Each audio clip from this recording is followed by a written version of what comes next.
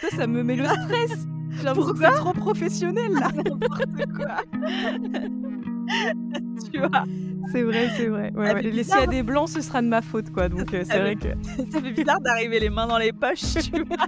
Genre, sans trop savoir de quoi on va parler. Ah, je comprends, c'est le suspense. Bonjour à toutes et bonjour à tous et bienvenue dans un nouvel épisode de Trop Bonne, Trop Cool. Toujours hyper ravie d'être là comme d'habitude et en plus aujourd'hui je suis hyper bien accompagnée. J'accueille Pauline. Bonjour Pauline. Bonjour, comment ça va? Ça va très bien et toi, je suis trop contente de te recevoir, un peu émue parce que pour ceux qui te connaissent pas encore, moi je t'écoute dans mes oreilles depuis mes dernières balades et du coup j'avoue que j'ai l'impression d'écouter un podcast et je vais pouvoir m'allonger et juste écouter et en fait non. C'est ton podcast. C'est mon podcast, c'est moi qui dois driver le truc. Merci, ça me fait plaisir en tout cas de t'accompagner dans tes balades. Trop chouette. Est-ce que tu peux te présenter du coup pour ceux qui ne te connaissent pas? Oui, je m'appelle Pauline, j'ai 34 ans. J'ai lancé il y a un peu plus d'1 an maintenant un podcast qui s'appelle Virage, qui est sur les changements de vie que l'on peut connaître dans notre vie, que ce soit sur le plan, professionnel ou personnel et donc voilà pour le plan professionnel. Pour le plan perso, du coup, je suis maman d'une petite fille de 2 ans et voilà, j'habite à Paris. Trop chouette. En tout cas, merci de prendre ton temps. En plus, vous verrez, Pauline, elle est dans un hyper beau studio alors que moi, je fais ça à l'arrache Enfin bref, c'est très rigolo. Trop bonne, trop cool prend une autre dimension grâce à Pauline. Alors là, honorée. Ouais, franchement, niveau technique, je pense qu'on n'aura jamais eu un aussi bon son d'invité. Désolée aux autres invités, mais c'est vrai que les écouteurs iPhone, c'est quand même moins bon que tu vois, le gros micro que tu as devant toi. Bon, trop cool. Si ça peut être agréable pour les gens de nous écouter. Oui, non, c'est parfait. Écoute, on va démarrer par ma première question. Est-ce que tu pourrais me définir ce que c'est pour toi la gentillesse et comment ça se matérialise dans ton quotidien? Alors, pour moi, la gentillesse, ça va forcément de pair avec, l'empathie et le fait d'être capable de, en fait, se mettre à la place de l'autre, tout simplement. Parce que je trouve qu'il y a certaines personnes qui peuvent penser qu'elles sont gentilles ou gentils et pour autant ne pas l'être parce qu'elles vont faire ce qu'elles attendent qu'on leur apporte dans une situation, mais c'est pas forcément ce que la personne en face attend. Par exemple, je sais pas si quelqu'un traverse une épreuve, mais que quand elle-même traverse une épreuve, elle a besoin qu'on la laisse dans son coin, qu'on n'envahisse pas son espace, qu'on la laisse un peu tranquille. Si cette personne ne sait pas se mettre à la place de l'autre et tu vois, être empathique et s'adapter aux besoins de la personne en face, elle va avoir tendance à faire la même chose alors que peut-être que la personne en face, attend au contraire qu'on soit plus enveloppante, qu'on prenne plus de nouvelles, qu'on frappe un peu plus à sa porte pour montrer qu'on est là et cetera et donc la personne n'aura pas l'impression qu'elle n'est pas gentille alors que, la personne envers qui avec qui elle se comporte se dira: «C'est vraiment pas sympa parce que j'attendais autre chose». Donc pour moi, la gentillesse, ça va nécessairement avec le fait d'être très à l'écoute et de s'intéresser à, l'autre et ses attentes et je dirais que moi, dans mon quotidien, c'est comme ça que ça se matérialise. C'est-à-dire que, Heu, je m'efforce d'être gentille avec, mon entourage, et d'être gentille de manière générale et c'est vrai que j'essaie de m'adapter aux besoins des personnes qui m'entourent, et de pas, j'ai pas une seule manière de me comporter et je vais pouvoir agir différemment dans des situations plutôt similaires avec des personnes parce que je sais que, ce qui, elles, leur ferait du bien à ce moment précis de ce qu'elles, traversent, par exemple, c'est que je me comporte d'une certaine comme ci ou comme ça. Donc voilà et après, ça se matérialise de bien des manières, je trouve, la gentillesse, mais c'est globalement, souhaiter que, l'autre soit bien, et essayer de voilà, d'aider les gens à être bien. Et du coup, dans ces cas-là, comment tu fais pour ne pas t'oublier toi? Parce qu'on a tendance en tant que gentil, à penser beaucoup aux besoins des autres et un peu oublier les nôtres et du coup, on a tendance à faire des choses qui nous coûtent mais qu'on sait que c'est bon pour l'autre. Du coup, comment tu arrives à faire la balance toi de ton côté? C'est pas simple, je pense. Peut-être, l'âge qui permet de le faire un peu mieux. Mais je pense qu'aussi, on arrive un petit peu en grandissant, en prenant en maturité, à justement prendre en compte nos besoins et tu sais, on dit souvent que justement, il y a ce côté, qu'on nous dit en avion quand, par exemple, on nous dit: «Si jamais, il y a un accident et qu'il faut mettre un masque à oxygène, même si vous êtes avec votre enfant, il faut toujours, vous mettre mettre d'abord le masque à oxygène pour pouvoir être capable de vous occuper d'eux. Donc déjà, moi, c'est un petit peu un conseil que je trouve, très important, c'est de justement pas se négliger parce que plus on va être bien, plus on va être épanoui, plus on va être capable d'aider les autres et après aussi, je pense que quand on est gentil, on est aussi exigeant et que comme on donne beaucoup, c'est pas qu'on donne pour recevoir, mais tu vois, quand, tu te rends compte que, bah, quand toi tu as besoin, bah, la personne elle est pas forcément là, comme, toi tu aurais besoin qu'elle le soit ou, comme toi tu as pu l'être, tu vois? Pour cette personne, bah, c'est vrai que tu as tendance à en tirer un petit peu, des enfin, à en prendre acte tout simplement, tu vois? Et à ajuster un petit peu ta manière de faire. Et justement, quand tu prends acte, est-ce que tu arrives à le dire à la personne que là, tu aurais eu besoin qu'elle soit là à ce moment-là? Ou enfin, comment tu les gères ces moments-là où tu as un peu été déçu? Moi, j'avoue, je communique beaucoup. J'ai pas trop le côté d'avoir, des tabous, d'avoir une fierté mal placée. Donc quand quelqu'un me fait de la peine, j'ai pas du tout de problème avec, le fait de lui dire: «Bah, tu vois, là, tu m'as fait de la peine, j'attendais que tu sois là». Mais c'est aussi parce que, tu vois, j'ai un socle super solide autour de moi et des gens qui sont dans ma vie depuis longtemps. Donc c'est vrai que, par exemple, tes amis qui sont tes amis depuis, des années et des années et des années, bah, tu as moins de difficultés à leur parler parce que tu vois, je sais qu'ils vont très bien pouvoir me dire, «Oui, c'est vrai, j'ai été une merde, excuse-moi» et puis on va passer à autre chose, tu vois?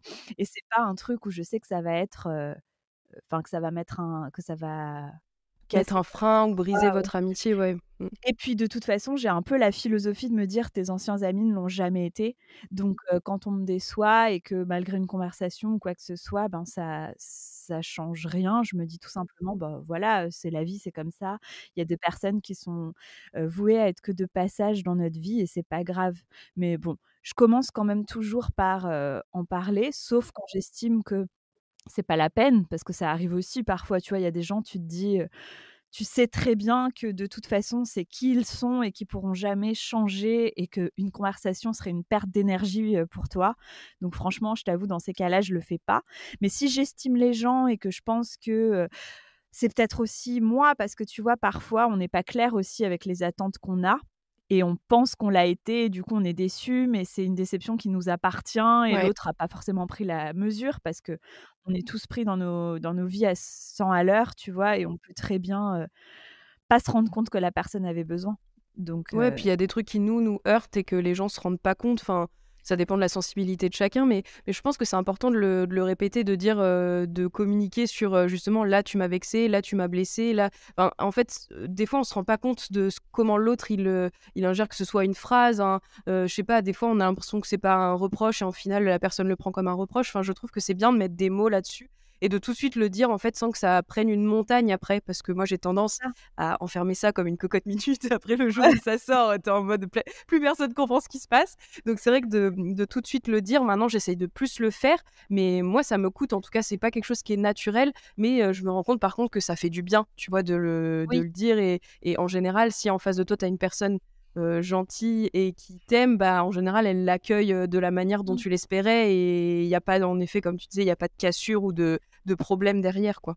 Et souvent aussi, je rebondis sur ce que tu dis, les gens sont assez désarçonnés par l'honnêteté. En fait, Mmh. on n'a pas l'habitude de recevoir ce genre de questions, en fait, Ouais. ou de ce genre de remarques et par exemple, même sans parler des gens qui sont très proches, même par exemple dans le monde de l'entreprise ou du travail, c'est vrai que quand on constate, qu'il y a quelqu'un qui est pas forcément gentil ou qui va avoir tendance à être un peu passif-agressif ou à mal parler, à demander des choses un peu, irréalisables, c'est vrai qu'en fait, souvent quand tu frappes à la porte, de cette personne et que tu lui dis: «Bah, est-ce que tu as un problème avec moi? Parce que je t'avoue, tu es pas agréable avec moi, je te trouve, agressive ou agressif et c'est vrai que c'est pas un plaisir pour moi de venir travailler». Souvent la personne est désarçonnée et et parfois on se rend compte aussi que ça veut dire plus de choses sur elle que sur nous. Donc des choses qu'on peut prendre hyper à cœur et qui peuvent nous bouffer la vie au quotidien, en fait, c'est souvent quelque chose qui lui appartient, de trucs que cette personne n'a pas réglés par rapport à elle-même et c'est dommage de se gâcher la vie pour, des choses comme ça. Donc c'est vrai que franchement, ça paraît bateau, mais la communication, ça peut nous éviter, bien des tracas. Ouais, c'est clair et puis de le mettre dans les mains des autres, comme tu dis que c'est pas ton problème à toi, c'est pas parce que moi, quand j'étais plus jeune, notamment en entreprise, j'avais tendance à toujours me remettre en question. Tu vois? À dire que c'était moi le problème, que c'était peut-être moi qui agissais mal et que du coup, c'est pour ça que la personne, me «maltraitait» entre gros guillemets et en fait, après, en effet, quand tu creuses un peu plus, tu te rends compte que toi, il y a aucun souci et enfin, où tu as tes problèmes à toi, mais que la personne en face a ses problèmes à elle aussi et je trouve que c'est difficile de pas le prendre personnellement. Moi, je trouve enfin, je sais pas comment tu arrives à le distancier de ta personne. Ah bah, c'est clair, bah, ça m'a pris du temps, pareil que toi, tu vois? Je pense pas être quelqu'un qui a énormément confiance en moi, tu vois? Et donc pareil que toi, au départ, je me disais, «Bah, c'est moi» et cetera.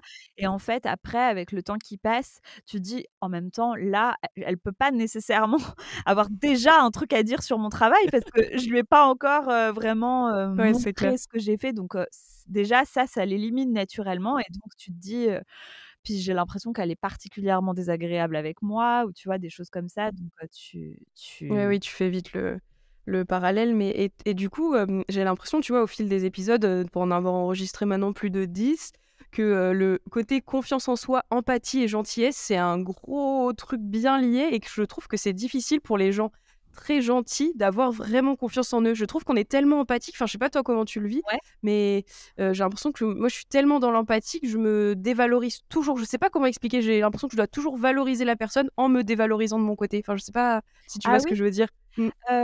Ah oui, je vois ce que tu veux dire, mais tu vois, par exemple, moi, je connais aussi des gens qui ont pas confiance en eux et qui justement, pour se mettre une carapace, pour se protéger et donner l'impression qu'ils ont confiance, vont plutôt être méchants. Ou tu vois, on peut se dire enfin, tu vois, si toi tu parles à une personne sans, vraiment la connaître, tu peux dire: «Cette personne est désagréable, hautaine et tout», alors qu'en fait, bah, cette personne, elle est comme nous, tu vois? Elle galère, elle s'est pas encore trouvée et tout. Après, est-ce que tu pourquoi toi c'est intéressant, pourquoi tu dirais que c'est qu'on a moins confiance en nous quand on est gentil? Bah, franchement, en vrai, je sais pas, tu vois? J'ai l'impression que on veut tellement le bien des autres que du coup, on est capable de se rapetisser au point de eux, tu vois? Les Ouais. valoriser et de je sais pas, pour les faire briller eux, tu vois? Plutôt que nous. Je sais pas comment expliquer. Ouais, OK, peut-être et puis peut-être aussi parce que, bah, c'est en ça que ton podcast est très intéressant. En fait, pendant des années, ça a été très dévalorisé d'être gentil. C'est-à-dire qu'on avait l'impression que, bah, pour réussir, il fallait être un requin et pas être gentil justement alors que, c'est pas parce qu'on est gentil qu'on est un tapis, tu vois? Ouais, c'est ça, exactement. On n'accueille pas à bras ouverts avec un bienvenue: «Roulez-moi dessus, let's C'est go!» ça, exactement. «Je suis gentil! Ouais, c'est ça. Allez-y les amis!» Mais c'est vrai qu'on avait on a tendance enfin moi j'avais tendance à le «cacher» entre guillemets derrière des je sais pas, comment je le cachais d'ailleurs parce que le naturel revient vite au galop. Mais, tu vois de faire semblant d'eux, que ça t'atteint pas, que ça te touche pas et tout, alors qu'après tu rentres chez toi et tu pleures. Par exemple, moi ma spécialité c'est de pleurer si les choses m'atteignent vraiment et du coup je sais pas pourquoi on nous a mis dans notre tête, moi toute mon enfance, toute, mon adolescence que si tu je pense que c'est, ma mère un peu, mais si tu vois, si tu es trop gentille, tu vas forcément, il y a un côté où tu vas être trop bonne, trop conne justement et tu vas être Mmh. prise, pour une poire et tous les gens vont en abuser en fait. Je sais pas si toi tu l'as ressenti ça dans ton éducation ou dans ton entourage? Pas forcément dans la vie professionnelle, tu vois? Par contre, un peu plus dans la vie amoureuse, par exemple, où c'est vrai que quand tu commences un peu à, tu vois, rencontrer, enfin, à vivre des histoires et cetera, souvent tu as un peu des mises en garde, même de tes amis, tu vois? Qui ont tendance à te dire, «Ben, fais attention, sois pas trop gentil» et cetera. C'est des choses, un peu comme ça. Mais après, tu vois, je trouve que c'est intéressant parce que justement, on peut être gentil tout en fixant ses limites et en ayant pour autant, conscience qu'on est une personne à part entière avec des besoins et attendre aussi des gens qui respectent, nos besoins et notre personne, tu vois? Et ça, je pense que ça prend du temps avant de trouver cet équilibre-là. Ça passe par, différentes manières de travailler sur soi. Ça peut être la thérapie, tu vois? Le temps qui passe ou quoi que ce ou les souvent les 2. Mmh. Mais du coup, je pense qu'on est tous capables d'y arriver, tu vois? À ce que ça nous bouffe pas, quoi. Et toi justement, tu as eu une période comme ça où tu pas réussi à fixer ces limites-là et tu as des gens qui ont abusé, de ta gentillesse et de ton empathie? J'ai pas eu forcément des périodes où, je sais pas si c'était à cause de la gentillesse, mais oui, clairement, j'ai eu des périodes où, tu vois, j'ai connu, par exemple, bah, le harcèlement au boulot et où j'étais pas forcément armée pour pouvoir, y répondre, comme aujourd'hui je serais capable, tu vois, de répondre. Donc ça m'atteignait énormément, mais après, en même temps, ça m'a aussi beaucoup appris sur, les limites qu'il fallait, se fixer, qu'il fallait fixer aux autres, tu vois? Et aussi, je pense, sur ma manière de gérer les autres, parce que c'est vrai que quand, tu as vécu enfin, quand on t'a pas bien traité, au boulot et oui, après peut-être aussi que j'ai pu le vivre dans ma vie privée sûrement, tu vois? Surtout quand tu es jeune et que, tu acceptes beaucoup plus de choses parce que tu sais moins, fixer, tes limites, tu sais moins ce que tu veux pas aussi. Ça, je trouve que c'est beaucoup les déceptions qui t'apprennent, ce que tu veux pas. Donc oui, ça c'est sûr que ça m'est arrivé, mais après je saurais pas te dire si c'est à cause du fait que j'étais gentille ou si c'est à cause du fait que j'étais jeune et pas assurée, tu vois? Peut-être que quelqu'un qui, oui, avait peut-être plus confiance, se serait mieux défendu, mais je sais pas si je peux dire que c'est à cause de ma gentillesse. J'ai pas la réponse, tu vois? Ouais, mais je pense que c'est un mélange de tout. En effet, quand on est plus jeune, on est plus influençable et on a un côté encore plus fort de vouloir faire plaisir, de vouloir plaire aussi. Il y a un côté où on veut plaire un peu à tout le monde et Bien je sûr. trouve que c'est difficile de faire un peu le deuil de non, je ne pourrai pas plaire à tout le monde dans ma vie. Je vais forcément croiser des gens avec qui ça va pas matcher. Et moi, c'est vraiment, ouais, c'est le mot deuil. Et puis, enfin, voilà, je l'ai vraiment vécu comme ça. Moi, à un moment donné, je me suis dit, bah tant pis, je pourrais pas plaire à tout le monde, je pourrais pas. Conquérir, tout le cœur de tout le monde et puis c'est pas grave. Est-ce que toi, du coup, tu as eu ce truc-là aussi pas de baisser les bras, tu vois, mais de choisir aussi tes combats, quoi? Mmh. Oui, j'ai eu complètement ce truc-là de choisir mes combats et aussi aujourd'hui, les choses ont moins d'importance. C'est-à-dire que, tu vois, quelque chose qui, il y a encore, 10 ans aurait pris beaucoup de place dans ma vie, aujourd'hui n'en prend plus du tout et aussi, j'essaie enfin de oui, je sais pas si c'est me préserver de ces choses-là ou moins m'en inquiéter, mais oui, c'est sûr. Tu as raison, ça s'apparente un petit peu à un côté, fuck it, tu vois? Ouais, c'est exactement Genre, ça. tant pis, il y a pas tout le monde qui m'aimera, mais en même temps, tu vois, c'est ça qui est cool aussi. C'est que enfin, tu apprends aussi à te dire, c'est ça qui est chouette parce que toi-même, tu aimes pas tout le monde, tu vois? Et puis, je trouve qu'il y a en termes de personnalité, moi, je pense que j'avais une personnalité moins forte quand j'essayais de plaire à tout le monde que maintenant, tu vois? Que je trouve que j'avais ce côté-là caméléon où je pouvais fitter dans tous les milieux, dans toutes les soirées et tout et au final, après, tu t'oublies un peu toi-même parce que tu veux tellement ressembler au groupe, auquel tu vas appartenir que du coup, tu t'oublies un peu, quoi. Ouais, ouais, complètement. Tu as raison. Donc d'avoir un peu l'évolution de se dire, bah, comme tu dis: «Fuck it, maintenant, c'est moi, prenez-moi ou passez votre chemin», quoi. Ouais, c'est à prendre ou à laisser, quoi.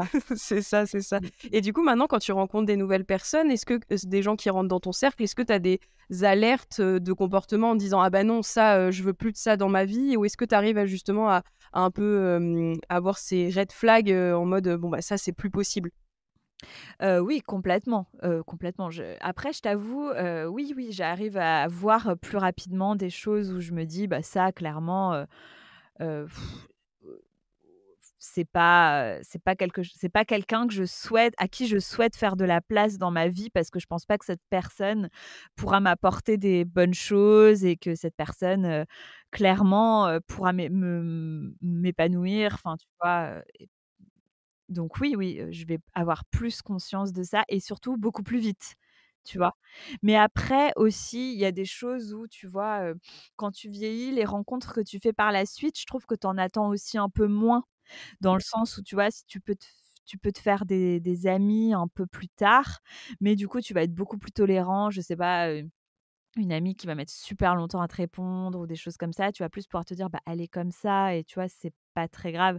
Alors que, encore une fois, c'est quelque chose, que tu aurais pas forcément, toléré parce que ça t'aurait énormément affecté il y a quelques années parce qu'encore une fois, tu aurais pas encore fait le travail de te dire: «C'est pas qu'elle veut pas me répondre», tu vois? Tu l'aurais pris pour toi en te disant: «Mais j'ai besoin et cette personne n'est pas présente», alors que tu vois, c'est plus compliqué franchement. Oui, oui, c'est clair de remettre, chacun ses priorités, chacun a sa vie et de pas, comme on disait tout à l'heure, de pas prendre tout pour soi et il y a des explications à tout et puis, au bout d'un moment, si tu sais que cette personne, elle est comme ça, ben t'attends pas qu'elle te réponde dans la minute. Enfin, tu vois, il y a un côté où en effet, Ah, comme tu dis, tu es plus tolérant et tu l'acceptes mmh. ou tu l'acceptes pas d'ailleurs. Enfin, Oui, s'il y a des voilà, gens chacun, ouais, ouais, chacun, garde ce qu'il place veut, ses limites, mmh. là où il les veut, tu vois? Ouais, c'est ça, exactement. Et d'ailleurs, je voulais te demander par rapport à, quand tu as eu, ta fille, est-ce que ton empathie, je sais pas, tout ça, est-ce que ça a changé quelque chose dans ta vie? Le fait d'avoir un enfant? Je sais pas, est-ce que tu t'absorbes ses émotions? Comment tu le vis ça à travers ton enfant? Ouais, beh, tu vois, c'est marrant parce que au début, quand tu as commencé ta question, je savais pas forcément, quoi te répondre, mais en fait, je me rends compte que l'apprentissage justement, parce que là, je suis en plein dedans et l'apprentissage des émotions prend énormément de place, pour moi dans l'éducation de ma fille.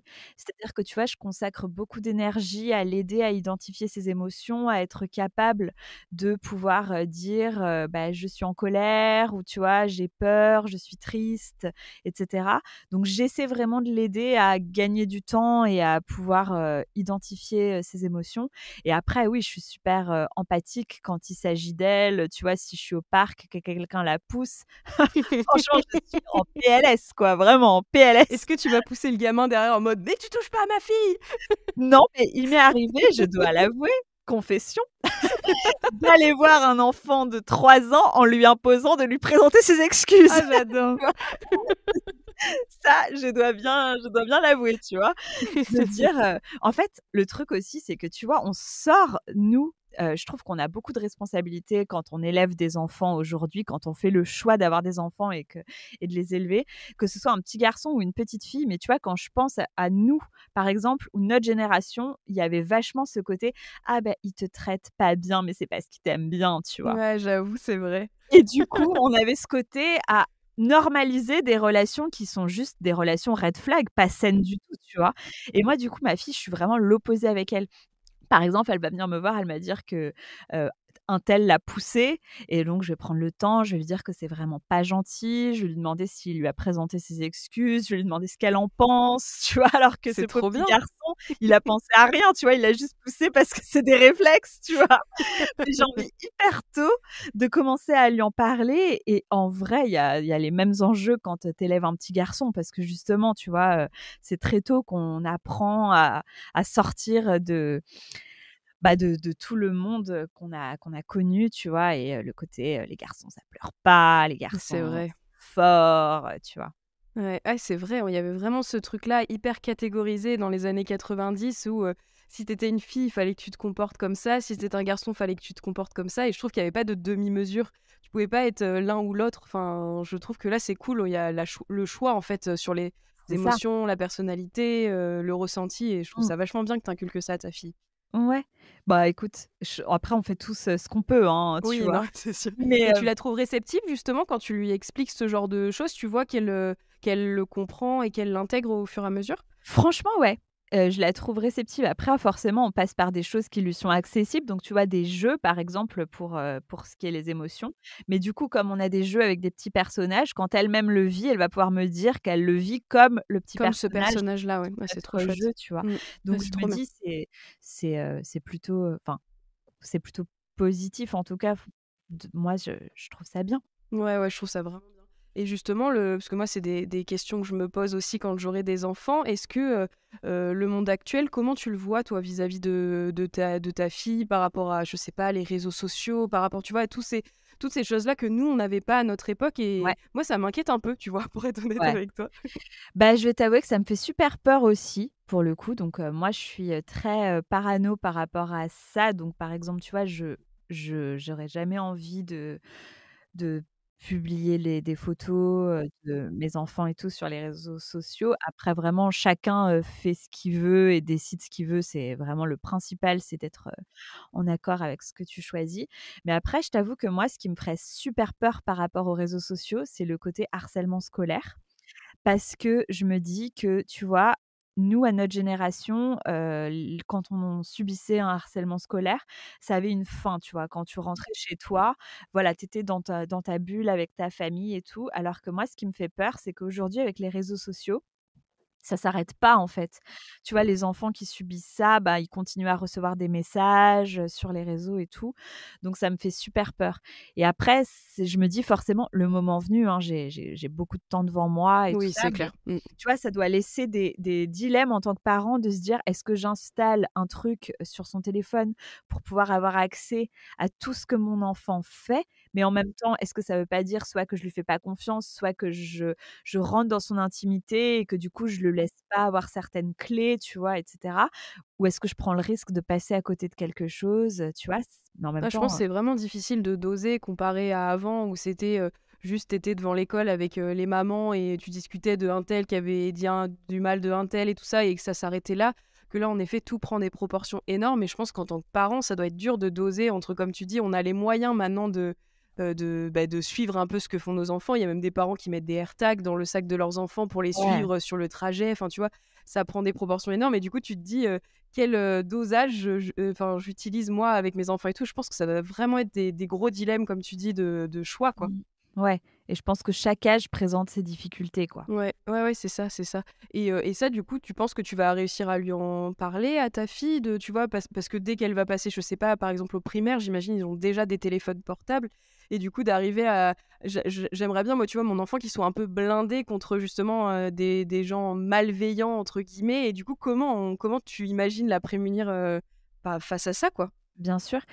Déjà, ce que j'essaie de faire dès à présent, enfin depuis vraiment, sa naissance, c'est, je l'invite vraiment à ce qu'on parle, tu vois? J'essaie d'être hyper disponible pour, un dialogue et cetera et pour l'instant, après vraiment, enfin, j'imagine que ça peut faire rire des parents qui ont des enfants plus grands et qui se disent: «Wait and see». Tu vois? Mais en tout cas, pour le moment, c'est vrai qu'elle, elle me parle beaucoup parce que, enfin, j'essaie de me mettre à sa portée, tu vois? Ouais, De jamais bah, toujours dans minimiser l'empathie, quoi. Tu vois? c'est Il y a ça, vraiment un côté qui c'est empathique qui ça, revient. empathique, jamais minimiser ce qu'elle vit, tu vois? En me disant que, bah, pour elle, c'est énorme ce qu'elle a vécu justement qu'un tel ou un tel l'ait poussée ou tu vois? Et cetera. Donc vraiment, en parler comme si c'était un gros événement, comme si vraiment tu as un ami qui vient te voir et qui dit: «J'ai été licencié», quoi, tu vois? Ouais, ouais, ouais, je vois, Genre, ouais. sur, ça. Et donc vraiment, ouvrir le dialogue et après, je pense que c'est comme ça qu'en fait je pense que tu travailles super tôt pour essayer d'avoir un ado qui a confiance en toi et qui, si jamais il rencontre, une difficulté, bah, il en tout cas, vraiment l'élever en lui montrant que ta porte est toujours ouverte et Ouais, que, c'est chouette. la personne qu'elle pourra venir te parler de tout et cetera. Ouais, ouais, non, mais c'est vraiment hyper intéressant parce que on a cette vision-là de justement, on dit toujours de communiquer, mais je trouve que c'est difficile aussi d'instaurer ça, même au sein d'une famille, tu vois? Enfin, moi, j'ai pas d'enfants, mais même avec mes parents, tu vois? Sur certains sujets et je trouve que plus on grandit, plus on s'autorise à parler de certains sujets avec ses parents et je trouve que ça même, ça débloque certaines situations que tu avais, Bien sûr. envenimées dans ta tête depuis des années et je me dis parfois: «Mais si on en avait parlé il y a 10, 15, 20 ans, bah, ça, tu vois? Ça aurait peut-être changé aussi, la femme que je suis devenue et tout ça, mais du coup d'avoir, des parents qui parlent, je trouve que c'est vraiment propre à notre génération aussi. Parce que toi, je sais pas comment la relation que tu as avec tes parents, mais c'était vraiment des parents, tu vois ce que je veux dire? Moi j'avais, une relation avec ma mère qui était, un peu, amie, mais par contre avec mon père, il y avait vraiment une relation, c'est mon père et il y a des choses que je dois lui dire et des choses que je dois pas lui dire parce que c'est mon père et du Mais après, tu vois, nos parents, ils ont fait de leur mieux et ils ont mmh. fait ce qu'ils ont pu avec Ah, leur c'est époque clair. aussi, tu Mmh. vois? Mmh. Et du coup, je me dis peut sûrement que nos enfants, ils auront plein de trucs à nous reprocher aussi, tu vois? Et que c'est sans fin. Mais en tout cas, le truc, c'est qu'évidemment, en tant que parent, tu essaies toujours de faire de ton mieux et de tirer tout le positif de tes parents, tu vois? De te dire: «Bah, là-dessus, mes parents, ils ont vachement assuré et donc j'ai envie de complètement, bah, faire comme eux sur toute cette partie-là et puis au contraire, identifier des petites choses où toi tu étais, ben, où tu te disais: «Bah, là-dessus, c'est vrai que j'ai envie de m'émanciper par rapport à ce qu'ils ont fait dans mon éducation et c'est pas forcément comme ça que je vois les choses, pour mes enfants à moi», tu vois? C'est Mouais, c'est plutôt clair. bien, tu vois? Ouais, franchement, c'est super chouette de prendre le meilleur des 2 mondes et en effet de faire quelque chose qui te ressemble, et qui te convient, je trouve que c'est la Mmh. meilleure des choses, quoi. Et pour revenir, j'ai une question qui me vient, mais qui a rien à voir. Je saute du coq à l'âne, mais pour revenir un peu à ton podcast, comment tu t'armes, parce que tu traites quand même de sujets parfois pas faciles, justement comme, tu es beaucoup dans l'empathie, on voit que dans les épisodes, tu t'investis beaucoup.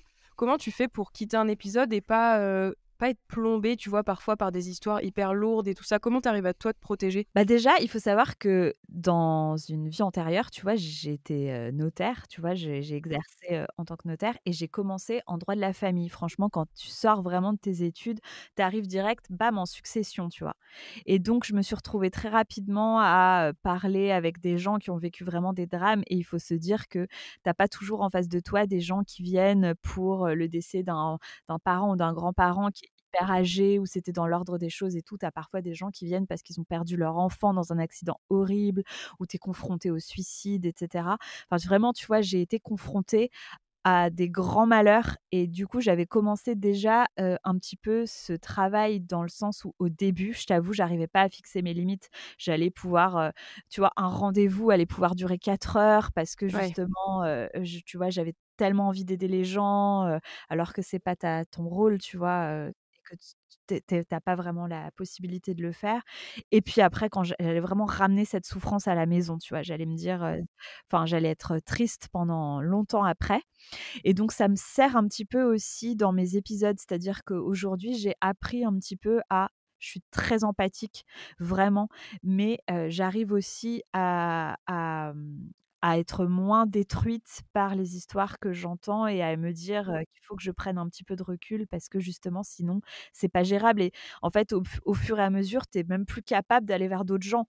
C'est-à-dire que tu vois, tu te retrouves tellement, abîmé que enfin t'appréhendes et je pense que même tu es une moins bonne écoute, tu vois? On en revient toujours au fait de mettre ton masque à oxygène, quoi Mmh. et Ouais, c'est clair.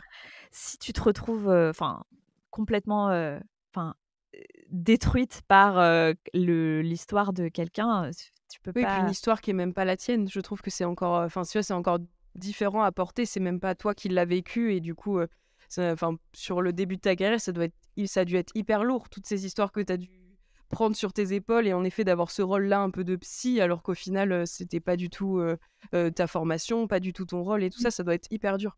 ouais et je me rappelle que pour le coup, tu vois, j'avais eu une conversation intéressante avec, bah, mon employeur de l'époque qui était, mon 1er employeur et qui m'avait dit, «J'étais comme vous au début. Vraiment, c'est très dur, mais il faut vous endurcir parce que sinon vous allez pas y arriver, vous allez y laisser la peau». Et vous allez, même pas aider les gens parce qu'en fait, les gens, ils sont dans une période où quoi que vous fassiez, vous pourrez pas les aider. Ça veut pas dire que tu deviens très froid, que tu tends un paquet de mouchoirs et que tu prends ton stylo et que tu écris, tu vois? Mais tu essaies de trouver un juste milieu, pour justement un petit peu plus te préserver et avancer aussi dans ce pourquoi les gens sont là, tu vois? Dans le sens où, ben il y a un espace, il y a un espace pour tout et dans le podcast, oui, j'essaie de le faire comme ça, mais c'est vrai que parfois je suis triste pendant quelques temps, tu vois? Après un épisode parce que l'histoire me bouleverse, parce que je trouve que le podcast, c'est avant tout des rencontres humaines et donc franchement, la plupart du temps, quand on finit un épisode super émouvant, bah, on finit dans les bras, tu vois? Vraiment, ça nous est arrivé, avec certaines invitées de finir presque en pleurant dans les bras, bah, tu vois, j'ai quelques épisodes en tête où vraiment on s'est pleuré dans les bras, l'une de l'autre et voilà, c'est fort, ça crée des liens, ça parfois il y a aussi des vannes qui lâchent pour l'invité, qui font qu'on reste en contact, que parfois, tu vois, on continue à se voir régulièrement, à se donner des nouvelles, et cetera. Mais pour autant, c'est sûr il faut réussir à toi, bah, après reprendre pied avec ta vie quand même, tu Ouais, vois? oui, oui. Oui, mais c'est sûr que ça crée par contre, j'imagine, des liens forts parce que les gens, ils viennent se livrer vraiment à cœur ouvert et je trouve que le podcast, c'est un espace tellement libre où justement on peut le faire, tu vois, ce genre de choses-là qui passeraient moins à la télé, qui passeraient moins en vidéo. Enfin, je trouve qu'il y a vraiment un truc fort avec la voix et je pense que la personne, elle est d'autant plus naturelle parce qu'elle sait qu'il y aura pas de représentation physique de quand elle est en train de parler de, tu vois, moi, on y réfléchit moins, je trouve, dans le podcast et du coup, ça m'étonne pas que tu noues des liens vraiment forts avec tes invités parce que c'est un moment où elles sont que elles et pas du tout dans la représentation, tu vois, de si c'est des gens connus ou ce genre de choses et je trouve que du coup, ça rend le truc d'autant plus, vrai et d'autant plus touchant, quoi. C'est ça, tu as raison et puis il y a aussi ce côté de se dire que, tu vois, c'est vraiment, bah, justement, bah, tu vois, comme ton podcast, mon podcast, il est aussi bienveillant. Donc si les gens, par exemple, tu vois, il m'est arrivé que des invités pleurent beaucoup et pas forcément envie, de laisser, après au montage et Ouais, bien évidemment, sûr. enfin, tu vois, il y a pas de souci, on peut aussi se reprendre. Ça m'est arrivé de devoir, arrêter un enregistrement pour aller se prendre une boisson chaude, tu vois? Et continuer un petit peu plus tard quand la personne a un petit peu récupéré et tout, tu vois? Et ça, voilà, c'est comme tu dis, c'est de par la liberté du support. Parce que comme quand tu es en direct à l'antenne, tu peux pas faire ça, tu vois? Donc il y a un côté, très plaisant dans le podcast, je trouve. Ouais, puis réconfortant, je pense que pour les invités, enfin, je sais pas comment tu les contactes, mais je pense qu'il y a un côté où tu sais que tu vas être, un peu dans un cocon, pendant 1 heure et demie, mais que en tout cas, il y aura que toi et l'invité. Enfin, tu vois, je trouve que c'est chouette ce que tu ouvres, en tout cas, aux personnes. Mmh. Et puis tu vois, pour rebondir sur le sujet de ton podcast par rapport à la gentillesse et le fait que on nous élève un petit peu dans le fait que, bah, quand on est trop gentil, on nous marche dessus. Bah, parfois, au contraire, tu vois, ça peut aussi ouvrir des portes parce que je sais que, par exemple, dans le podcast, parfois, quand, j'envoie des messages à des personnes qui, tu vois, pourraient attendre qu'on soit un peu plus, direct envers elles et que, tu vois, on les mette un peu mal à l'aise et cetera, bah, justement parfois, c'est du fait que, mes épisodes sont bienveillants que en général les agents, vont dire, bah, «Oui, c'est OK» parce que c'est bienveillant et cetera. Donc ça peut être positif. Donc les gens gentils, n'ayez pas peur, Ouais, clairement. que ça vous ferme toutes les portes, tu vois? Ouais. Bah, j'ai une de mes questions justement de dire, voilà, on prouve, sans cesse qu'être gentil, on va se faire avoir alors que je suis sûre que toi, bah, comme tu te dis là, tu as forcément des exemples que le bon attire le bon. Enfin, moi, j'ai un peu cette image-là peut-être un peu, utopiste, mais j'ai l'impression que plus je ferai du bien autour de moi, plus il y aura du bien qui arrivera. Enfin, je sais pas, j'ai l'impression que c'est un cercle un peu vertueux, tu vois, tout ça. Complètement, bah, déjà, tu as qu'à toi te demander et te dire avec qui tu as envie d'être gentil. Avec quelqu'un qui est gentil avec toi ou avec quelqu'un qui est méchant avec toi? Moi, tu vois, tu as plus envie d'être gentil avec quelqu'un qui est gentil avec toi, quoi. Ouais, c'est clair, c'est clair.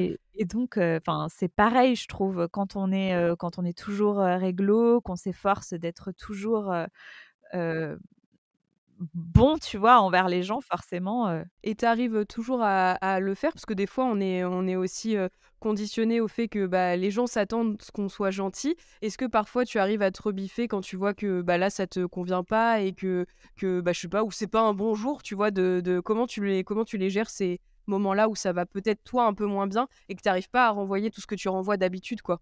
tu parles de vie pro ou perso? Les 2, je sais pas, comme tu veux, ce qui t'inspire le plus. Je t'avoue sur le côté pro, oui, j'essaie de toujours y arriver parce que je pars du principe que quel que soit ce que tu fais, comme, métier, tu vois? C'est vrai que les gens, ils sont pas là pour subir, C'est vrai, c'est le vrai. fait que tu sois pas de bonne humeur ou quoi, ou que ce soit pas un bon jour et cetera. Après, on est humain, tu vois? Il m'est arrivé d'être moins patiente, sur certaines, contingences parce que, bah, comme tu dis, c'était pas un bon jour, tu as enchaîné les merdes dans ta vie, vraiment. Puis en plus, en général, c'est la loi de l'emmerdement maximum. Tu as une fuite, tu tout qui déconne, ton enfant qui est malade, tu vois? Enfin genre, tu as vraiment tout, tu as pas envie qu'on t'embête et évidemment, on t'embête, tu vois? C'est vrai, Il y c'est a vrai. il y a des trucs et tout. Oui, je suis humaine, tu vois? Il m'est arrivé, de d'être moins agréable parce que j'étais, pas bien, tu vois? Mais j'essaie quand même de toujours m'excuser quand c'est le cas, tu vois? D'avoir le recul, de me dire, «Bah, c'est pas normal ce que j'ai fait», même si j'ai pas frappé des gens ou quoi, mais tu vois? Quand justement Confession, instant confession, Pauline frappe des gens. je frappe les invités pour qu'ils viennent dans Virage. Non, pas du tout. Mais tu vois, s'il m'arrive d'être moins, agréable ou quoi que ce soit, je vais pouvoir dire, ben: «Désolée, enfin, c'est pas du tout par rapport à toi, c'est Ouais. moi, c'est pas toi, c'est moi». Tu vois? C'est pas toi, c'est moi. Ouais, mais c'est plutôt honnête de le reconnaître aussi. C'est un aveu entre guillemets «de faiblesse» aussi de dire, C'est ça, «Bah, désolé là, je peux pas en fait». Enfin, c'est c'est c'est ça. aussi très honnête de ta part. Ou il y a aussi le côté, tu vois, justement, tu dis, «Je peux pas». C'est vrai que parfois quand, bah, tu es gentil et que tu es empathique et que tu te mets à la place des gens, tu as aussi ce côté de te faire une montagne quand, par exemple, tu vois, tu mets quelques jours à répondre parce que tu peux pas et cetera et donc tu te dis: «Mais là, je peux pas», tu vois? Je peux pas le faire, mais ça va t'obséder, tu vois? Jusqu'à ce que tu que tu l'aies fait. Alors que je pense qu'il y a certaines personnes qui se disent: «Bah, c'est comme ça», enfin, tu vois? Oui, puis nous, ce qu'on se fait une montagne, je pense que les gens en face ne s'en rendent même pas compte, tu vois? Beh, Nous, on se monte un char, complètement. de nous à nous, en fait, tu vois? C'est ça qui est ouf. Complètement, mais c'est plus parce qu'on a envie on se dit pas, je pense, tu vois? Enfin, en tout cas, moi, je me dis pas que la personne attend ma réponse, tu vois? Comme ça, tout ça, le givre dans la bouche. En général, cette expression a beaucoup de succès. Je la connaissais pas, mais je la garde. Ouais, tu peux. Franchement, si on parle, longuement, tu verras que j'en ai plein. Mais c'est pas que tu te dis ça, mais c'est que justement, tu as envie de donner le max, en fait, à chaque fois et Ouais. donc d'être, réactif et tout et ça, pareil, ça prend du temps pour tout simplement classer tes priorités et te dire: «Bah, là, il se trouve que je peux pas, donc il faut que Puis on je peut fasse pas être au d'abord». max tout le temps, partout. Enfin, tu vois, moi, C'est ça. j'ai aussi fait une croix là-dessus, je peux pas être toujours au top niveau de, on m'appelle, d'être tout de suite dispo. Moi, tu vois, j'ai ce côté-là où, j'ai l'impression que si je suis pas tout de suite dispo, c'est que, je sais pas, je suis pas justement dans l'empathie, dans la sympathie ou ce que tu veux et du coup, alors que non, des fois, tu juste pas, toi, d'espace mental pour, je sais pas, accueillir les problèmes des gens, même dans le pro, dans le perso et tout et au final, bah, on en revient toujours au même point, mais de communiquer, de dire: «Bah, désolé, je te réponds, très vite, mais là j'ai pas le temps, pas l'espace et en fait, tu te rends compte qu'une fois que tu l'as dit, bah, c'est les gens, de l'autre côté, ils l'accueillent et c'est pas grave, il y a pas de problème, tu vois? Bah, bien sûr, surtout qu'en plus, il vaut largement mieux, tu vois, le faire quand tu es de bonne disposition dans de bonnes dispositions plutôt que répondre par-dessus la jambe, enfin, tu vois? Clairement. Mais ouais, on a ce truc-là de se vouloir se rendre tout le temps disponible. Enfin, en tout cas, moi, j'ai ce caractère-là. Je sais pas, c'est le côté, tu vois, se rendre un peu indispensable. Je sais pas, il y Ouais. a un côté où, je sais pas, après, tu as l'impression que les gens vont t'oublier alors que non. Enfin, clairement, c'est voilà, si des gens, ils sont dans ta vie depuis plusieurs années, c'est pas parce que tu réponds pas à un message qu'ils vont ils vont faire une croix sur toi. Ouais, c'est clair ou alors, tu vois, ils c'est qu'il fallait que ça arrive, quoi, C'est que c'est parce pas que les bonnes personnes. C'est ouais, clair. C'est clair et du coup, toi, est-ce que dans ton quotidien, justement, quand tu rencontres des nouvelles personnes, est-ce que, tu es la même personne qu'avec des gens qui te connaissent beaucoup? Ou est-ce que justement tu as une approche où tu te livres pas tout de suite? Enfin voilà, comment tu te places, face à des nouvelles connaissances? Est-ce que tu arrives à tant pis, de but en blanc, je suis moi-même et on verra ce qui se passe? Ou tu as un peu une «double personnalité» entre guillemets? non, je pense que je suis moi-même, dans le sens où, tu vois, je suis moi-même. En revanche, je suis secrète, donc avant d'avoir vraiment accès à, tu vois, enfin, je vais pas me confier à beaucoup de gens sur, ma vie privée et cetera. Je vais laisser rentrer vraiment très peu de gens, dans ma vie privée, donc c'est la différence. Après, en revanche, je joue pas un rôle avec les personnes que je rencontre et je vais être, naturelle et c'est quand même moi, c'est juste, ben, un peu moins entre guillemets «profond», quoi, tu vois? Tu vas moins, parler de choses, Et ça, c'est pour intimes. te protéger du coup? Enfin, tu sais pourquoi tu le fais de justement pas te livrer de manière intime? Enfin, c'est inconscient peut-être? Ouais, je saurais pas dire. Je pense que oui, c'est peut-être une manière de se protéger, mais tu vois, j'ai pas de réponse. Ça doit être, inconscient, mais je pense que oui, c'est ça. Ça doit être, tu vois, pour se préserver parce que, ben, forcément, tu te dis, cette personne, enfin, je sais pas, oui, j'attends sûrement que les personnes fassent leurs «preuves» entre guillemets, Ouais. tu vois? Ouais, oui, que tu sois sûr que c'est pas quelqu'un qui va t'arnaquer ou te voler tous tes biens ou je sais pas. Ouais, non, mais même pas par rapport à ça, parce que tu vois, je parle même du côté, par exemple, pouvoir te confier quand il y a un truc qui va pas dans ton Ouais. couple, ou tu vois un truc qui va pas. Je sais que moi, par exemple, j'attends vraiment longtemps avant de pouvoir le faire avec même des personnes qui sont, proches, quoi. Ouais, je comprends. Ouais, tu mets vraiment une sorte de barrière et qu'après, une fois qu'elle est franchie, ça il rentre dans ton cercle proche et ouais, c'est hyper intéressant. Mais la personne va pas s'en rendre compte, tu vois? Elle va Non, non, pas bien se sûr. dire que je suis fermée parce que les conversations, sont hyper remplies, quoi, tu vois? C'est pas Je suis pas là genre: «Je parle de rien», enfin, tu vois? Mais ça reste Non, je ne peux pas en parler. Non, je ne veux pas aborder ce sujet. ouais, c'est ça. Mais J'imagine bien les conversations. c'est ça. Et tu vois, tu vas plus écouter que parler, quoi. Ouais, ouais, oui et toi, comment tu le vis, le regard des autres? Parce que, à ce que j'ai compris, donc tu as décidé de faire un virage dans ta vie, tu as lancé Ouais. ton podcast. Comment tu l'as vécu cette période-là où, bah, tu étais notaire, tu avais fait des études, enfin, tu vois, comment ça a été accueilli dans ton entourage et toi, comment tu l'as vécu? Franchement, mon entourage qui compte, il y en a pas beaucoup, tu vois? Mais les personnes dont j'estime l'avis, à savoir, mes parents, ma sœur, mon mec, tu vois? Mon s Vraiment mon noyau dur d'amis proches, ça a été super bien accueilli et ils ont cru en mon projet, ils m'ont soutenue. Donc je l'ai, très bien vécu là-dessus. J'ai pas eu à, tu vois, vendre le truc, avoir honte, être, gênée de prendre cette décision et cetera. Et après, je t'avoue, je pourrais même pas te dire parce que ça m'importe pas trop. Évidemment que je sais qu'il y a certaines personnes qui se disent que, tu vois, c'était, risqué, que c'est, une prise de oui, que c'était une prise de risque, que c'était pas forcément une bonne décision et cetera. Mais ça glisse, je m'en fiche.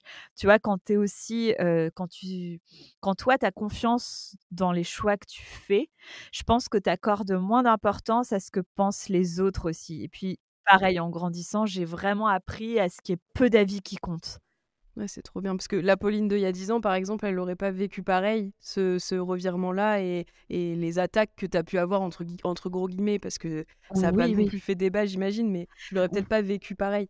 Complètement, peut-être que, tu vois, j'aurais apporté plus d'importance à ce que pensent les gens, mais là aussi, tu vois, par exemple, c'est vrai que j'ai aussi le côté de me dire que, et d'ailleurs, c'est souvent une discussion que j'ai avec, des invités, tu vois, de mon podcast, mais c'est vrai que le retour en arrière est toujours possible et franchement, je trouve qu'aujourd'hui, on est quand même beaucoup plus ouvert sur le changement de vie de manière générale, sur aussi l'entrepreneuriat, le fait de prendre des risques et oui, de prendre des risques quand tu lances un nouveau projet et donc c'est plus dans on va dire, il y a plus de gens qui le font, donc ça déculpabilise aussi un petit peu. Mais Oui, oui, on a c'est plus d'exemples, je pense, on a plus de modèles qu'à une certaine époque qui nous prouvent que c'est possible, tu vois, de vivre, différemment que d'avoir un 9h-18h, salariat. Enfin, moi, c'est ça aussi que je cherchais en me lançant à mon compte, c'est d'avoir une vie différente, mais c'est tu toujours le doute de te dire: «Est-ce que je fais pas une connerie?» Et comme tu dis, il y a pas de enfin, pour moi, le retour en arrière, moi, ma phrase, fétiche, c'était: «Mais au pire, je retrouve un CDI et c'est pas grave», tu vois? J'aurais essayé.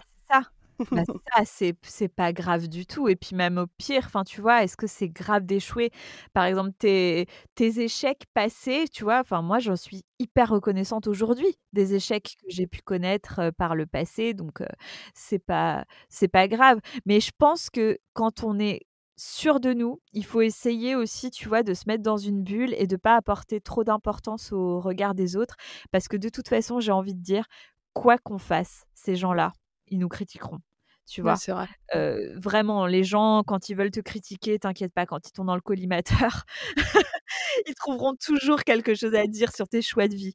Donc je pense qu'il faut tout simplement se dire que, voilà, tu as ton noyau dur, tu vraiment ton cercle proche de tes quelques personnes, dont la vie compte et après le reste, ça glisse. Ouais, mais c'est chouette d'avoir, vu enfin, toi même de t'en rendre compte du chemin que tu as parcouru, de te dire qu'il y a quelques années, tu aurais peut-être pris les choses plus à cœur et plus mal. Du coup, ça donne bien de l'espoir pour ceux qui traversent, des choses, où ils ont l'impression que le regard des autres, ça compte plus qu'eux, leur confiance en eux et tout ça.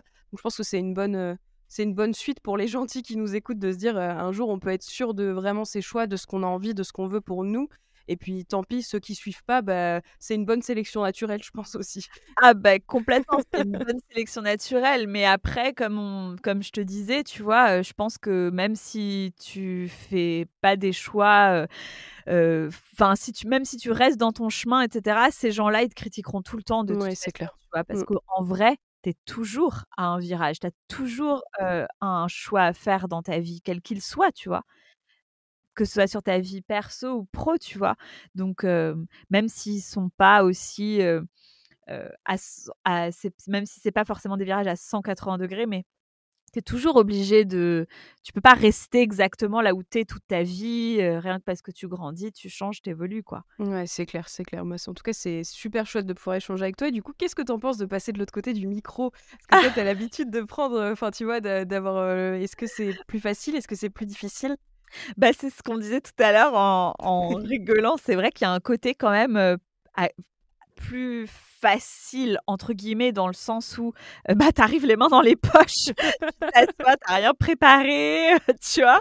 Donc ça enfin, je veux dire, tu écoutes, des j'ai écouté des épisodes de ce que tu faisais, mais ça, c'est un plaisir, tu vois? C'est pas, j'ai découvert ton podcast, j'ai kiffé, donc ça Trop m'a fait gentil, plaisir, merci. ça m'a fait plaisir de l'écouter. J'ai pas eu l'impression de bosser, C'était pas tu des vois? devoirs, ça va. Et voilà, et après, comme je te disais aussi tout à l'heure, si l'épisode est nul, that's on you. Contrairement à C'est clair, c'est vrai. Contrairement à mon podcast à moi, tu vois? Après, c'est sûr que c'est toujours un challenge de répondre à des questions sur soi, et aussi, tu vois, je trouve quand tu as un peu tendance à avoir un peu le syndrome de l'imposteur, tu as un peu souvent tendance à te dire: «Mais qui ça peut intéresser?» Mais tu sais que de ça me fait trop rire tous les invités que j'ai dans le podcast, tout le monde me dit: «Mais moi j'ai rien à raconter» et vraiment vous avez tous ce truc-là de justement de syndrome de l'imposteur, de dire: «Beh non mais j'ai rien à dire, Ouais. personne ça va intéresser personne», alors que si, tout le monde a des choses à dire. Mais ouais, mais tu vois, du coup, c'est un peu ça, donc mais après, sinon c'est très agréable, et je te Bon beh, remercie trop parce que chouette. tu es la première personne, avec qui je fais un podcast, sur le banc Mmh. des invités, donc je te Trop remercie cool, bah, je suis trop beaucoup. contente alors. Trop, trop bien. Bah, écoute, ça fait déjà bon, on a parloté au début, mais ça fait déjà plus d'1 heure qu'on enregistre. Du coup, je vais Ouais. te proposer de conclure avec, ma dernière question. Est-ce que tu as pu réfléchir à des gentils ou des gentilles que tu aimerais bien entendre au micro de Trop bonne, trop cool? Mmh. Mmh mh. Des personnes du coup, plutôt, visibles, tu veux dire, Non, pour le coup, j'accueille vraiment tout le monde, donc après c'est à toi de voir est-ce que tu as des gentils que tu suis sur, je sais pas, sur Instagram et que justement tu es curieuse de voir est-ce qu'ils sont vraiment gentils dans la vraie vie? Ouais, alors Ou des attends. gens de ton entourage, hein? Ouais, des gentils sur les réseaux sociaux, il y en a pas. Non, je rigole. Hop là! Pas du tout, pas du tout. Non, mais en vrai, il y en a tellement des Oui. gens, gentils, dont j'aurais envie d'écouter sur ce Mmh. thème-là. Attends, je vais regarder un petit peu. Bah, tu vois, moi, par exemple, dans les épisodes que j'ai écoutés de Virage, Barbara Pravi, je me l'étais noté déjà avant d'entendre l'épisode et je me suis dit, Ouais, en écoutant l'épisode, Barbara Pravi, je trouve qu'elle a vraiment une voix qui porte par rapport aux autres sur la gentillesse, sur le côté, bah, justement, elle s'est fait écraser longtemps par ses managers, enfin, tu vois, des gens qui ont abusé justement de ce. Je pense que c'est de la gentillesse parce qu'elle a vraiment ce truc-là d'empathie et tout ça, et je trouve qu'elle serait. Enfin, voilà, Barbara Pravi, je trouve qu'elle serait vraiment intéressante sur ce sujet-là. bah, allez, je vais te dire, Barbara Pravi. Alors c'est vrai qu'en plus elle est hyper intéressante, Mmh. elle a plein de choses, à dire, elle a plein de choses à dire, elle aborde des tas de sujets qui sont pas forcément, abordés, tu Oui, vois? c'est Et vrai. je trouve Mmh. qu'elle fait beaucoup bouger les lignes aussi par rapport, aux femmes, donc oui, tu as raison, ça Ouais, pourrait dans le être milieu de la super. chanson, tu vois, moi on avait eu Poppy Fusée à la saison dernière et Poppy disait que c'était super dur justement le regard des autres, de se comparer entre chanteuses, et au final après tu te rends compte qu'elles sont toutes dans le même bateau et que maintenant elles s'entraident, mais avant, tu vois, il y avait vraiment le truc des maisons de disques, des producteurs de les faire un peu se quereller quoi, tu vois, de regarder un peu ce que font les autres. Alors que maintenant, Poppy, elle nous disait qu'elle s'envoyait des messages avant les concerts pour se souhaiter bonne chance. Enfin, qu'il y avait une vraie entraide qui s'était créée au fil des années, mais parce qu'elle, elle l'avait voulu, quoi.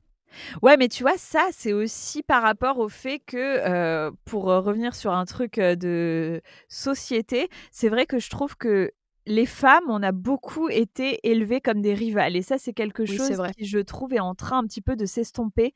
Mais il y a plein de, et tu vois, ça aussi, par exemple, ça fait partie des choses, qui me tiennent à cœur avec ma fille. Tu vois, par exemple, j'essaie beaucoup de lui apprendre, tu vois, quand il y a une petite fille qui descend, sur le toboggan, je lui dis: «Oh, waouh, tu vu la petite fille, elle est trop forte, viens, on l'applaudit et tout», tu vois? Ah, j'essaie de lui apprendre que, bah, c'est cool de mettre les autres en avant, de les valoriser et cetera, et que ça t'enlève rien à toi. Trop bien. Ouais, ouais, ouais, j'avoue que c'est aussi un truc de génération, la rivalité entre femmes. Mais non, maintenant, on s'entraide et on se soutient. Ouais, mais c'est vrai que du coup, ouais, tu as raison, Barbara Pravi, ou sinon Julie aussi, 12 février. Ouais, ouais. Elle Je la trouve, très, très gentille. Oui, oui, oui, c'est vrai, c'est vrai. Puis elle dégage tellement de bienveillance et tellement de résilience, tu vois, que je pense qu'elle a plein de choses à raconter aussi Mmh. sur le fait qu'elle aurait pu tourner bien autrement avec l'accident qui lui est arrivé. Et au final, elle a toujours gardé ce poids-là de bienveillance, d'empathie avec sa famille et tout ça. Et en effet, je pense que c'est un beau parcours de vie sur la Mmh. gentillesse et rester gentil, quoi Mmh. qu'il arrive, quoi. Ouais et sinon, je peux te proposer aussi, plein de gens de ma famille, mes parents, ma sœur. Ah bah, avec grand plaisir. Ouais, franchement, c'est bien, ça veut dire que tu es entouré de gentils et que tu as réussi au fil des années à te créer, comme tu disais, un noyau hyper fort et je trouve que c'est tout cela où on veut arriver, d'être dans un cocon de bienveillance ah oui, c'est une question que je voulais te poser, tant pis, désolée, les auditeurs qui auront quitté depuis que j'ai dit que c'était terminé. Mais justement, la bienveillance, est-ce que tu trouves pas que c'est un terme qui est galvaudé avec, je trouve que tout le monde l'utilise à toutes les sauces et maintenant quand on le dit, les gens, ils ont l'impression que c'est, tu sais, quand tu dis: «Ah mais moi j'essaye d'être bienveillante». Oui, non mais ça va, enfin c'est je sais pas comment tu le sens toi de ton côté ce mot-là? Oui, je suis d'accord avec toi. On est presque gêné de l'employer parce que comme tu dis, c'est un peu galvaudé. Après, moi je trouve que ça reste quand même une qualité incroyable, tu vois, d'être bienveillant, enfin d'essayer de faire en sorte que les gens se sentent bien. Surtout comme quand toi et moi, tu vois, on essaie d'être un espace de parole, c'est quand même, je trouve, une grande qualité de se dire qu'on est un espace de parole bienveillant, tu vois? Parce que, enfin, se dire que la personne vient enregistrer un épisode de La Boule au ventre, moi, ça m'ennuierait vachement. Ah ouais, c'est clair. Ouais, tu raison, c'est un peu galvaudé, mais je trouve que c'est important de lui redonner ses lettres de noblesse, tu vois? Parce que c'est vraiment une belle qualité et c'est très important. En tout cas, moi, ça fait vraiment partie de ce que j'essaie de faire, que ce soit, dans le pro ou dans le perso. Ah et moi aussi vraiment, je l'utilise, mais tu vois, il y a toujours des gens qui tiquent un peu sur, «Ah bienveillant, bienveillante», tu sais? Moi, je l'utilise beaucoup dans ma com ou dans je sais pas, c'est un mot vraiment que j'aime bien, que je trouve, beau, qui véhicule plein de belles valeurs que j'ai envie de pousser, tu vois? Et il y a pas mal de gens qui tiquent un peu, donc c'est pour ça que je voulais ton avis là-dessus, Ouais, mais on est sur la même, longueur d'onde. trop bien, Utilisons-le coûte que coûte, c'est pas grave, tant pis. trop bien. Donc de la bienveillance à revendre, voilà, c'est ça. Exactement. Ce sera le mot de la fin. Bon, en tout cas, merci beaucoup Pauline, j'ai pas vu le temps passer, vraiment, j'ai trouvé que c'était une discussion hyper intéressante et hyper, chouette. Enfin, tu t'es livrée et je sais pas, j'ai l'impression d'avoir appris à te connaître en l'espace d'une heure, enfin, je sais pas, j'ai vraiment apprécié. Bah, J'espère que tu as merci passé à un bon toi, moment. j'ai passé un excellent moment en ta compagnie. J'étais très contente que tu me tendes ton micro Trop et je chouette. souhaite plein de succès à ton podcast. Ah, c'est gentil, merci beaucoup, c'est vraiment adorable. Allez écouter Virage, je mettrai les liens, vous savez, dans la description, tout ça, vous connaissez le chemin, mais en tout cas, allez écouter Virage, c'est vraiment un chouette podcast. Voilà, c'est le moment où on s'envoie des fleurs et ça fait du bien. Exactement. On n'est jamais trop avare de compliments, donc Non. merci encore Pauline et j'espère que vous avez tous passé un bon épisode. On se retrouve dans 2 semaines pour le prochain invité et d'ici là, je vous fais des bisous, à très vite. Salut!